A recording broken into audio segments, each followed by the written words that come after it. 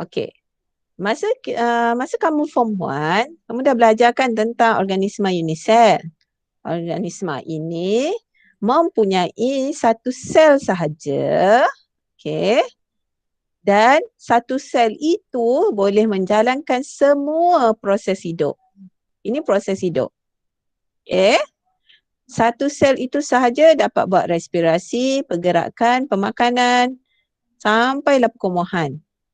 So, kita akan tengok bagaimana dia menjalankan proses hidup tersebut. So, kita akan tengok pada dua, iaitu ameba dan paramecium. Okey, struktur ameba, boleh tengok sama-sama dalam modul kamu. Okey, kita ada nukleus. Nukleus pada P. P adalah nukleus. Okey, Q adalah vakul. Q adalah vakul mengecut. Q. Bezanya nak bezakan gambar bila nanti kalau exam kamu nak kena label. Vakul mengecut dalam dia kosong.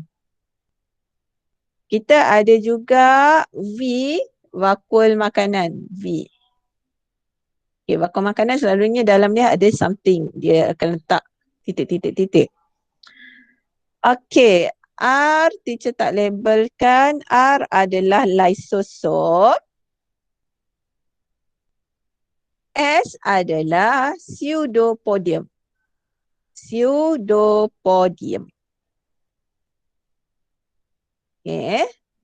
T dia punya sitoplasma. Sitoplasma dia.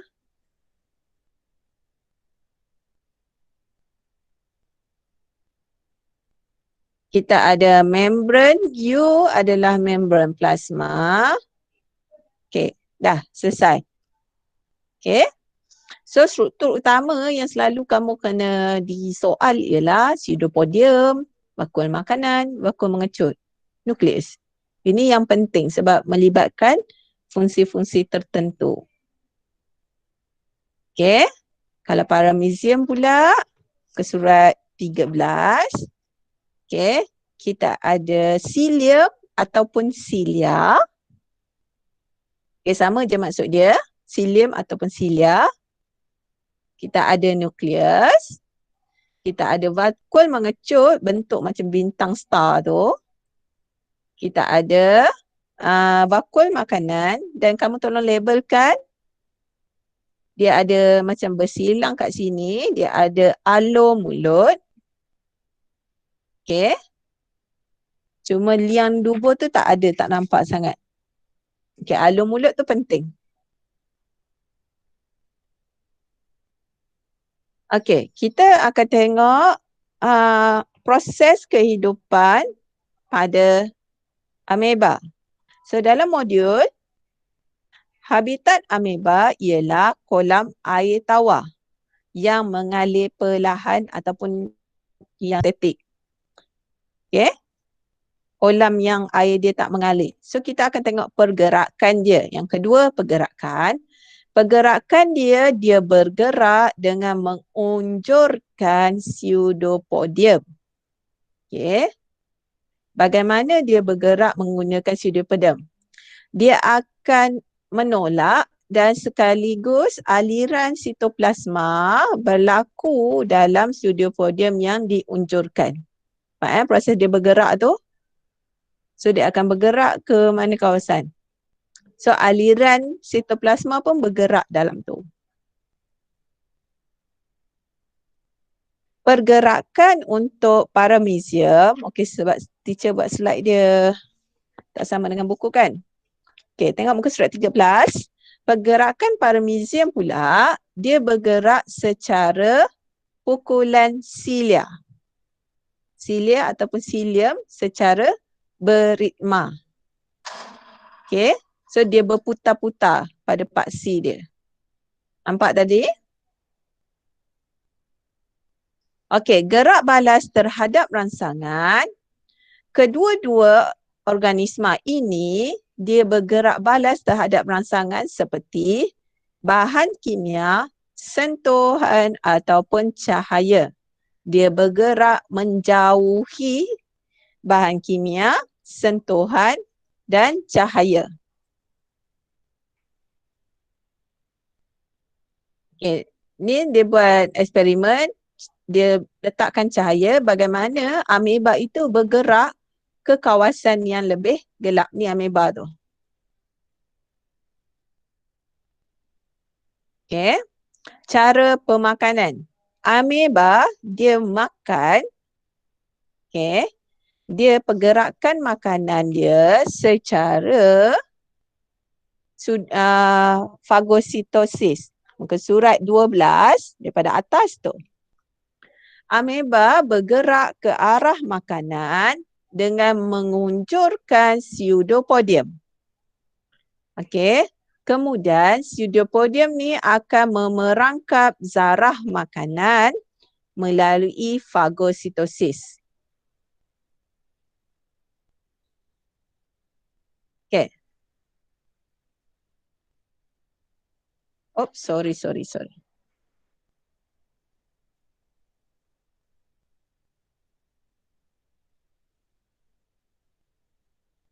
Okey, nanti teacher tunjukkan fagositosis macam mana. Fagositosis tu bermaksud bila dia unjurkan dia punya pseudopodium, dia perangkap zarah makanan tu. Okay, ini kita panggil proses fagositosis. Okey. Vakul makanan. Okey, kalau point dalam buku kamu, makanan yang dibungkus dalam vakul makanan akan bergabung dengan lysosom. Okey. Zarah makanan akan dihidrolisis oleh enzim lysozim yang terdapat dalam lysosom. Okey.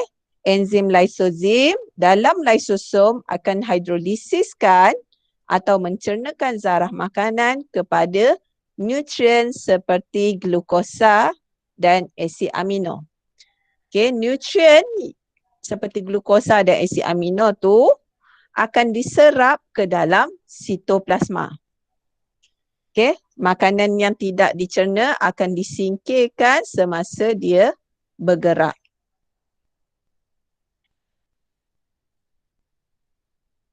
Nampak dia unjurkan dia punya pseudopodium, dia perangkap makanan, sekarang makanan tu adalah paramecium.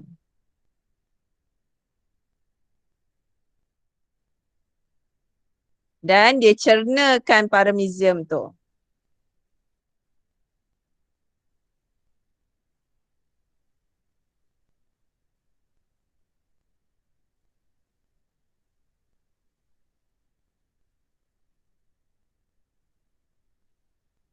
Okey, untuk paramecium pula, pemakanan dia, okey, kat bawah, muka surat 13 tu, paramecium, poin yang pertama ialah pukulan cilium membantu zarah makanan bergerak masuk ke dalam alur mulut. Okey. Yang kedua, vakul makanan akan bergabung dengan lysosom. Dan yang ketiga sama je konsep dia. Enzim lysozim dalam lysosom akan cernakan makanan. Tak guna perkataan hidrolisis pun tak apa sebab dia sama maksud dengan cerna. Nutrien diserap oleh sitoplasma. Makanan yang tak cerna akan disingkirkan melalui liang dubur dia.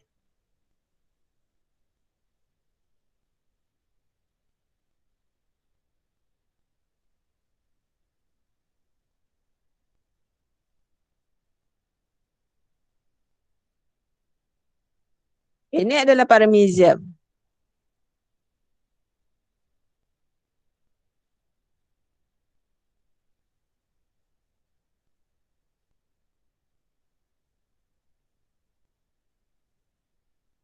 Ini gambaran sebenarnya nampak daripada sebelah atas ni.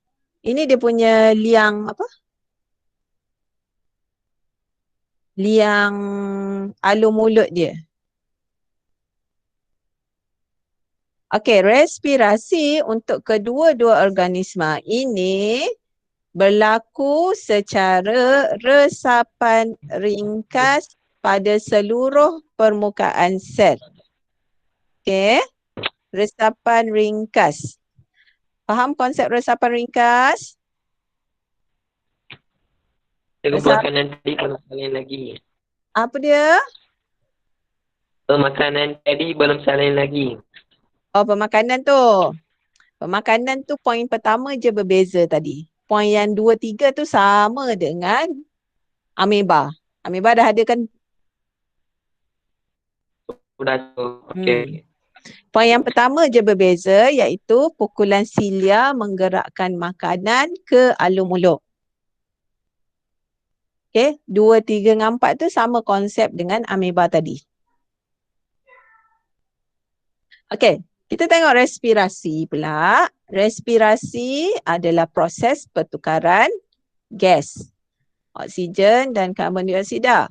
So, untuk kedua-dua organisma ini berlaku secara resapan ringkas keseluruhan permukaan sel. Resapan ringkas bermaksud oksigen masuk secara terus, karbon dioksida keluar. Okey, sedia resapan je, resapan sel masuk je. Okey.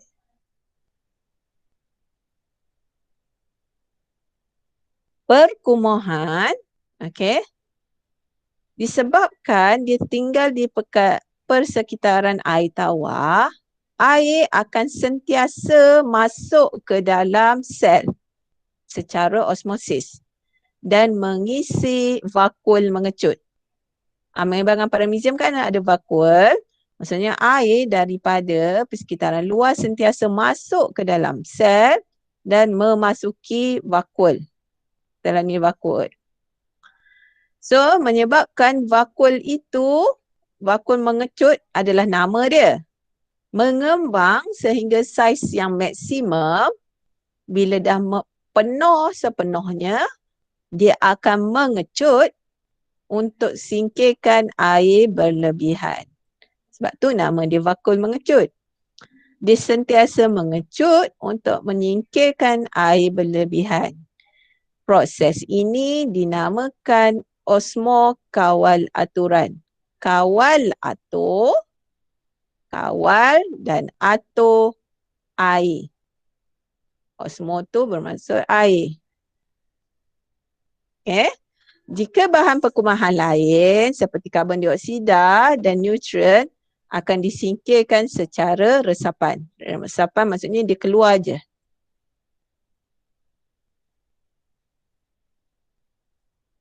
Okay, tengok poin yang muka surat 11. Bahan buangan dikumur secara resapan dan eksositosis. Ini nanti teacher akan terang semula. Melalui membran plasma. Ia mengandungi vakul mengecut untuk menyingkirkan air berlebihan.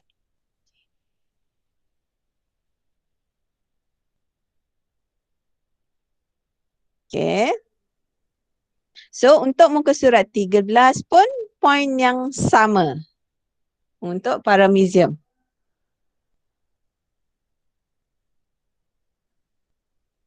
Okey, kita tengok pembiakan. Pembiakan untuk ameba apabila persekitaran tidak sesuai seperti kering ataupun terlalu sejuk, suhu yang sangat rendah, ameba itu sendiri dalam keadaan hibernate, kekurangan makanan, dia akan membentuk spora. Okay, dia akan membentuk spora. Proses ni kamu tak belajar, kamu hanya faham konsep dia menghasilkan spora dan dia bebaskan spora. Sekiranya, okay, sorry, teacher dah termasuk, teacher tertinggal slide ni lah. Sorry Untuk pembiakan spora, kalau pembiakan keadaan yang sesuai, dia akan menjalani belahanda dua. Belahanda dua maksudnya kalau tengok gambar dalam buku teks kamu tu, okay, ameba dia ada satu nukleus. Dia akan belah nukleus dia kepada dua. Okay. Nukleus membahagi, kemudian sitoplasma dia membahagi. Di sitoplasma dia membahagi, dia membentuklah dua sel anak yang baru. Okey, konsep belahan kedua. Untuk paramecium pula, pembiakan dia jika keadaan sesuai, paramecium akan menjalani belahan kedua. Okey, sama konsep. Paramecium, dia akan belah dia punya nukleus. Kemudian dia punya sitoplasma terbelah. Membentuklah dua paramecium. Ini bila persekitaran yang sesuai. Manakala bila persekitaran tidak sesuai, dia akan mengalami proses konjugasi. Okey.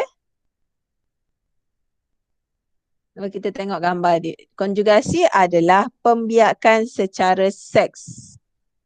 Okey. Sehinggalah dia boleh menghasilkan sel anak yang baru. Okey, teacher rasa itu saja untuk bab ini. Nanti 2.3 kita akan belajar untuk next kelas. Ada soalan? Rasa macam banyak ke? Cikgu, habitat paramecium apa cikgu? Apa? Habitat paramecium. Oh, habitat sama. Kolam air tawar.